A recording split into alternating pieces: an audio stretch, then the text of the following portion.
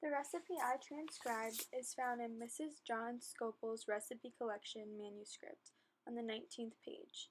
It is a recipe for how to candy Angelica and was written around the year 1803. This recipe was interesting to me because I had never heard of Angelica, and after further research it gave me a glimpse into more about the time period. According to botanical.com, Angelica was used as an herb for food, but also for medicinal use, which could be a big factor in the reason for candying the herb. Most families during this time grew all of their food on their homestead, so preserving medicinal herbs would have been important in case any of the family members fell ill. This also would be the reason behind the large amounts of ingredients called for in the recipe. I found this interesting because today food is prepped meal by meal for the most part, and not in huge quantities.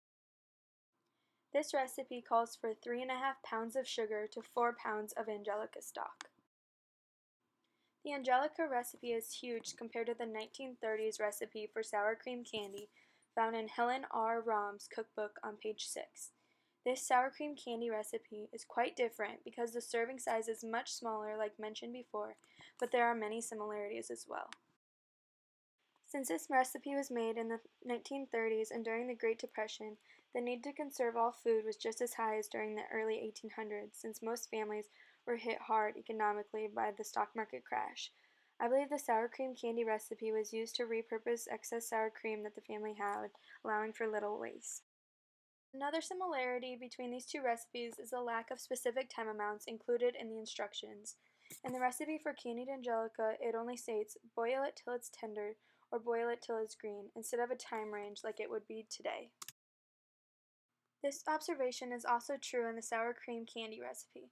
The only instruction in this recipe is to cook to a soft stage, which is much different from today and even the Angelica recipe.